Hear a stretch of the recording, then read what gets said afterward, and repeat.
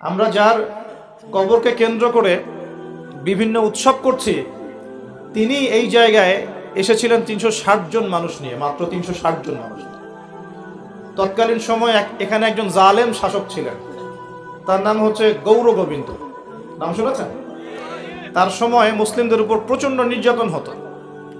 এক ব্যক্তির সন্তান জন্ম হওয়ার ঘটনায় সে গরু করে মানুষকে খাওয়াতে চেয়েছিল, এতে করে তার সন্তানকে তার চোখের সামনে মেরে ফেলা হয়েছে।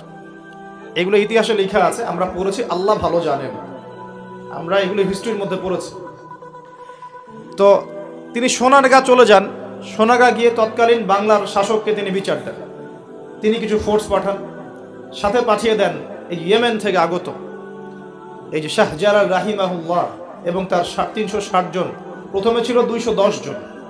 রাস্তায় আস্তে আস্তে আস্তে আস্তে দাওয়াতি কাজ করতে করতে করতে করতে আরও বেশ কিছু অনুসারী তার হন, তার হাতে বায়াত গ্রহণ করেন এবং ৩৬০ জনের একটা বাহিনী তিনি গঠন করেন। শুধু আধ্যাত্মিকত্বেই তিনি আল্লাহর মারেফতওয়ালা মানুষ ছিলেন এমন নয়, বরং চলতি পথে মানুষকে দাওয়াতও দিয়েছেন। এক পর্যায়ে রাজা গৌর গোবিন্দের বিরুদ্ধে সশস্ত্র যুদ্ধও করেছেন। আপনারা কি মনে করেন এই অঞ্চলে ইসলাম কিভাবে এসেছে? খালি দাওয়াতের মাধ্যমে? আমি এখন যা দিচ্ছি এটা দাওয়াত, আমি আপনাকে নামাজের দাওয়াত দিতে পারি, কিন্তু নামাজ আমি এখানে প্রতিষ্ঠা করতে পারবো না। আমার কথা কি বুঝতে পারছেন? কিন্তু ওমর রাদিয়াল্লাহু আনহুর যুগে নামাজ প্রতিষ্ঠিত ছিল। কেউ নামাজ না পড়লে শাস্তি প্রদান করা হতো। যখন আপনি নামাজ না পড়লে মুসলিমদেরকে শাস্তি দিতে পারবেন, বালেগ বিনা ওজরে নামাজ পড়ছে না, নামাজের ওয়াক্ত হয়ে গেছে, হাইয়া আলাস সালাহ, আজান হচ্ছে, দোকান খুলে ব্যবসা করছে, যখন ওই দোকানে গিয়ে চার্জ করতে পারবেন তখন সালাত কায়েম হয়েছে। এখন আমরা সালাতে দাওয়াত দিচ্ছি, ভাই নামাজের দিকে আসেন। বিগত ১০০ বছরের অবস্থা আমি ব্যাখ্যা করবো ইনশাল্লাহ সামনে, এটা বলে চড়ি। তিনি শুধু দাওয়াতই দেন নাই, মানুষের আধ্যাত্মিক বিষয়গুলো পরিবর্তন করেছেন। তার অনুসারীদেরকে নিয়ে সেখানে এসেছেন।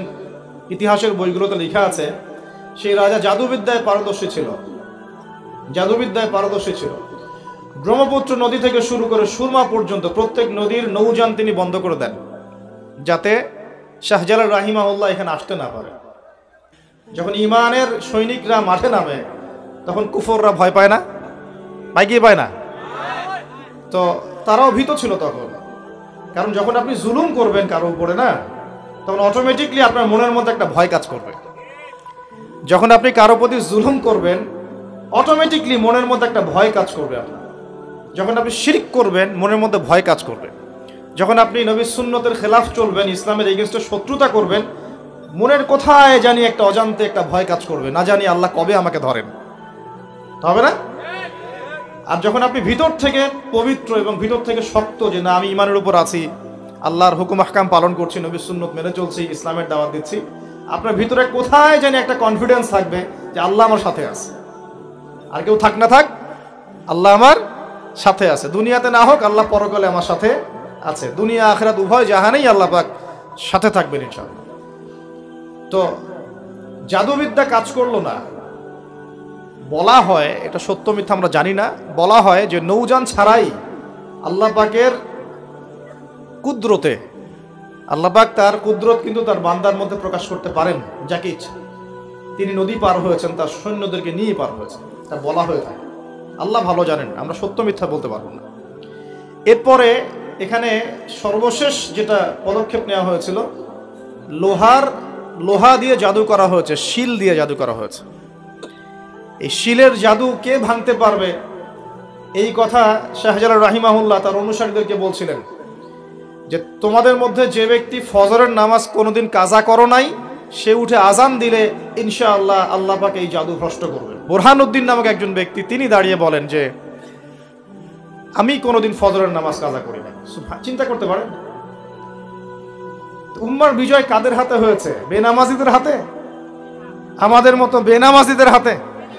আমরা যারা পর্দা করি না আমাদের হাতে, আমরা যারা সুদ খাই আমাদের হাতে, আমরা যারা ব্যভিচার করছি, পরকিয়া করছি, জেনা করছি, মাদক খাচ্ছি, এই তরুণ সমাজ, আমাদের হাতে কি উম্মার বিজয় হবে? কি মনে হয় আপনাদের? একদিনও ফজরের নামাজ কাজা হয়নি, সেই ব্যক্তি উঠে আজান দিয়েছেন, সুবহানাল্লাহ। আর শাহজালাল রাহিমাহুল্লাহ তখন বলেছিলেন যে শিল হট, মানে এটা ভেঙে যাওয়ার জন্য। এই শিল এবং হট একত্রিত হয়ে পরবর্তীতে আস্তে আস্তে সিলেট নামটা হয়েছে। তার আগের নাম ছিল জালালাবাদ। কি নাম ছিল? জালালাবাদ। এই যে ইতিহাসগুলো কতজন মানুষ জানে? তিনি একজন তাওহীদপন্থী মানুষ ছিলেন, আল্লাহর ওলি ছিলেন, আল্লাহর মারিফতওয়ালা মানুষ ছিলেন। অনুসারীদেরকে নিয়ে তিনি শুধু দাওয়াতই দেন নাই, জালেমের প্রাসাদ পর্যন্ত চলে গেছেন যুদ্ধ করতে করতে, করেন নাই? এই যে ইসলাম কিভাবে প্রতিষ্ঠা হলো দেখেন।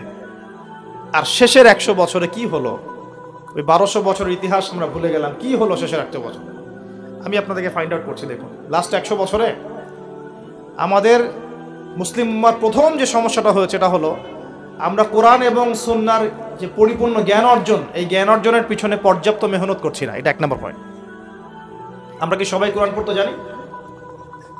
হলফ করে বলতে পারবেন প্রত্যেক ব্যক্তি, আপনারা যারা শুনছেন আমার লেকচার, সবাই কোরআন তেলাওয়াত করতে পারেন বিশুদ্ধ করে? তারপরে যদি জিজ্ঞাসা করি আমরা কতজন কোরআনের অন্তত একটা পারা মুখস্থ করেছি, হাত উঁচু করতে পারবেন? তারপর যদি প্রশ্ন করি আমাদের মধ্যে কতজন জীবনে অন্তত একটা বার আলিফ লাম মিম থেকে মিনাল জিন্নাতি ওয়ান নাস পর্যন্ত অর্থ সহ পড়েছি অন্তত একবার আল্লাহর কিতাব, হাত উঁচু করতে পারবেন? আমাকে উত্তর দেন। তাহলে বিগত 100 বছরের উম্মার অবস্থা এমন হবে না কেন? আমরা এমন একটা জায়গায় বসে আছি যে আমরা সবাই নবীর সুন্নত অনুযায়ী দাঁড়িয়েও রাখছি না। এটা তো একটা সুন্নত আমল, জীবনের প্রত্যেক ক্ষেত্রে সুন্নতের কথাই বলছি না, নিজের দেহের কথাই বলছি, সেখানেও আমরা পিছিয়ে পড়ছি। তাহলে আমি উঁচু লেভেলের কথাবার্তা কিভাবেই বলতে পারি? তখন নিজেকে আরো গুটিয়ে নিলাম, নিয়ে আবার প্রাথমিক অবস্থা থেকে আলোচনা করা শুরু করলাম। সালাত কেন্দ্রিক, পড়াশোনা কেন্দ্রিক, যাকাত কেন্দ্রিক, সাওম কেন্দ্রিক, শিরক, তাওহীদ, আকীদা, ঈমান, সুন্নত এগুলো কেন্দ্রিক। এই মাহফিলের সিজনে আমি এগুলোই বলেছি, এর বাইরে কিছু বলিই নি এখন, কারণ মনে করছি যে এগুলো বলার মতো পরিবেশ নাই। আমাদের সবার আগে দরকার জ্ঞানের বিপ্লব। সর্বপ্রথম যেটা প্রয়োজন এই উম্মার সেটা হলো জ্ঞানের বিপ্লব। প্রত্যেক ব্যক্তিকে আল কোরআন তেলাওয়াত করা শিখতে হবে আগে। ওয়াদা করেন, রাজি আছেন কিনা? প্রত্যেক ব্যক্তিকে আল কোরআনুল কারীম বিশুদ্ধ করে তেলাওয়াত করা শিখতে হবে আগে, ইনশাআল্লাহ। ইনশাআল্লাহ যদি আমি আগামী বছর আসি, আমি 5টা কাজ আপনাদেরকে দিয়ে যাচ্ছি। আগামী বছর এসে আমি 5টা কাজ আগে নিব, তারপর আলোচনা হবে। 1 নাম্বার, সবাইকে বিশুদ্ধ কোরআন তেলাওয়াত করা শিখতে হবে, 1 নাম্বার। 2 নাম্বার, অন্তত একবার আলিফ লাম মিম থেকে মিনাল জিন্নাতি ওয়ান নাস পর্যন্ত এই 30 পারা কোরআন অর্থ সহ অন্তত একটা বার পড়ে দেখতে হবে 1 বছরে। পারবেন?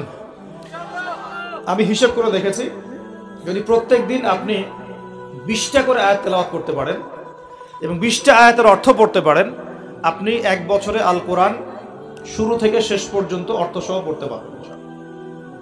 দৈনিক 20টা আয়াত পড়া খুব কঠিন। প্রত্যেক ফরজ নামাজের পরে যদি 4টা করে আয়াত পড়েন তাও 16টা আয়াত হয়, 20টা আয়াত হয়, সরি। 5 ওয়াক্ত ফরজ সালাতের পরে যদি আমরা 4টা করে আয়াত তেলাওয়াত করি, যে কোনো 4টা আয়াত একদম শুরু থেকে নিয়ে 4টা করে আয়াত পড়ি এবং অর্থগুলো পড়ি, 5 ওয়াক্ত নামাজ শেষে আমরা 20টা আয়াত তেলাওয়াত করে ফেলব। খুব কঠিন। 2 নম্বর কাজ। 3 নম্বর হচ্ছে আমাদের প্রিয় নবী মুহাম্মদুর রাসূলুল্লাহ সাল্লাল্লাহু আলাইহি ওয়াসাল্লামের জীবনী গ্রন্থ অন্তত একটা বার 1 বছরে পড়ে দেখতে হবে। পারা যাবে ইনশাআল্লাহ? একটা বইয়ের নাম বলে দেব, আর রাহিকুল মাখতুম। কি নাম? আর রাহিকুল মাখতুম। যদি বই কিনতে না পারেন, সামর্থ্য না থাকে, আমাকে বলেন, কিনে দেবো ইনশাআল্লাহ। প্রয়োজনে আমরাই কিনে দেব, তাও পড়েন। আর রাহিকুল মাখতুম এই বইটা হচ্ছে 1182টা বইয়ের মধ্যে প্রথম পুরস্কার প্রাপ্ত বই। লেখক হচ্ছেন আল্লামা সফিউর রহমান মুবারকপুরী রাহিমাহুল্লাহ।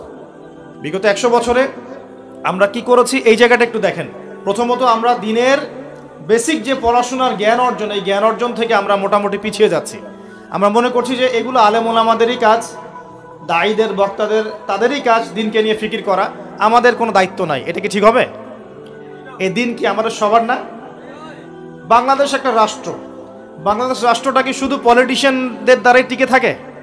এখানে সাধারণ জনগণ আছে, পুলিশ প্রশাসন আছে, যুবক যুবতী আছে, শিশুরা আছে, বিভিন্ন অর্থনৈতিক সেক্টরে মানুষ আছে, ফাইন্যান্সের ক্ষেত্রে মানুষ আছে, মিলস, ইন্ডাস্ট্রিজ, ফ্যাক্টরিজ আছে, অনেক কিছু আছে। সব কিছু মিলেই কি একটা জাতি না? এখন যদি মোট একটা অংশের মানুষ দায়িত্ব ছেড়ে দেয়, শুধু প্রশাসন বলে যে আমরা দায়িত্ব পালন করবো না, আপনারা বোঝেন, তাহলে এই পুরো দেশের সিস্টেমটা কলাপস করবে না? শুধু ব্যাংকিং সিস্টেমের মানুষরা যদি বলে আমরা আর ব্যাংক ট্যাঙ্ক চালাবো না, আপনারা চালান, যা করেন করেন, এই দেশের ইকোনমিক সেকশনটা কলাপস করবে না? যদি ব্যবসায়ীরা বলে আমরা কোনো ব্যবসা করবো না, শুধু এই যে এক্সপোর্ট ইম্পোর্ট অথবা এই যে ট্রানজ্যাকশন মানে বাস ট্রাক যেটা আমরা বলি, শ্রমিক মোটর শ্রমিক, তারাই যদি বলে আমরা আর গাড়ি ঘোড়া চালাবো না, জনগণ ভোগান্তিতে পড়বে না? একটা রাষ্ট্র বলেন, সমাজ বলেন, উম্মা বলেন, টিকে থাকে সবার প্রচেষ্টার উপরে। সবাই যখন যার যার জায়গা থেকে তার দায়িত্ব পালন করে, তখন সে রাষ্ট্রের বিজয় কেউ ঠেকাতে পারে? কেউ পারবে না। একই জিনিস উম্মার ক্ষেত্রেও। আমরা যদি মনে করি যে আমরা এটা আলেম ওলামাদেরই কাজ, হ্যাঁ, হাফেজে কোরআন তারাই কোরআন চর্চা করবে, যিনি মুফতি মুহাদ্দিস তারাই ইসলাম নিয়ে পড়ে থাকবে, আমরা কিছু জানি না, তাহলে সমস্যা। আমাদের বেসিক জ্ঞান সবাইকে অর্জন করা উচিত। রাসূল সাল্লাল্লাহু আলাইহি ওয়াসাল্লাম বলছেন, তালাবুল ইলমি ফরিদা আলা কুল্লি মুসলিম, প্রত্যেক মুসলমানের উপরে দিনের জ্ঞান অর্জন করাটা ফরজ করা হয়েছে। আমরা কি পড়াশোনা করবো ইনশাল্লাহ? একটু বেসিক পড়াশোনা করবেন, কোরআন পড়াটা শিখুন। অন্তত পক্ষে নবী সাল্লাল্লাহু আলাইহি ওয়াসাল্লামের 40টা হাদিস মুখস্থ করেন। বেসিক কিতাবগুলো পড়েন, যেমন রিয়াদুস সালেহিন, বুলুগুল মারাম, মিশকাতুল মাসাবি, হাদিসে আরবাঈন, ফয়জুল কালাম, বেসিক বইগুলো একটু পড়ার চেষ্টা করেন। নবী সিরাতগুলো পড়েন, ইসলামের ইতিহাসগুলো পড়েন, আকীদার বইগুলো পড়েন। এরপরে আপনি কোনো মাসআলায় ঠেকে গেলে ইমাম সাহেব আছেন, আলেম আছেন, মুহাদ্দিস আছেন, মুফতিরা আছেন, তাদেরকে জিজ্ঞাসা করবেন এবং তাদের সাথে পরামর্শ না করে দিন পালন করবেন না, অবশ্যই পরামর্শ করবেন। আল্লাহ পাক তৌফিক এনায়েত করুন। কাজ দিয়ে যাচ্ছি, কোরআন তেলাওয়াত শিখতে হবে, নবীর জীবনে একবার পড়তে হবে, একবার টপ টু বটম কোরআনের অর্থ পড়বেন। আরেকটা কাজ দিব, সেটা হলো নবী সাল্লাল্লাহু আলাইহি ওয়াসাল্লামের 40 হাদিস কমপক্ষে মুখস্থ করতে হবে। পারা যাবে ইনশাল্লাহ? 1 বছর সময় থাকলো, পারবেন তো ইনশাল্লাহ? উম্মার পিছিয়ে পড়ার কারণ প্রথমত জ্ঞান থেকে পিছিয়ে পড়া। শুধু এই জ্ঞান নয়, আমরা কিন্তু অনেক ক্ষেত্রে বিশ্বে যে জ্ঞানগুলো মানে প্রয়োজন হচ্ছে, যেমন আইসিটি, আপনার medical science, engineering, philosophy, economics, geopolitics, যে বিশ্বকে ডিল করতে যে জ্ঞানগুলো দরকার, এই জ্ঞানগুলো অর্জনের ক্ষেত্রেও কিন্তু আমরা অনেকে পিছিয়ে পড়ছি না? পড়ছি কি না? একজন ইমাম সাহেব কেন জানবেন না যে ওয়ার্ল্ডে কি হচ্ছে? জানা উচিত কি না? একজন মুফতি সাহেব কেন বুঝবেন না যে বিশ্বের অর্থনীতি কিভাবে চলছে? কেন বুঝবেন না? বুঝতে হবে কি না? না হলে বিশ্বকে আমি ডিল করবো কিভাবে? অতএব এই জেনারেল সেকশনের পড়াশোনা এটাও ফেলে দেওয়া যাবে না। কথা বুঝতে পারছেন? জেনারেল সেকশনের পড়াশোনাটাকেও ফেলে দেওয়া যাবে না, বরং এই পড়াশোনাটাকে ইসলামের সাথে কম্বাইন্ড করে আপনাকে আগামীতে চলতে হবে। পারা যাবে ইনশাল্লাহ?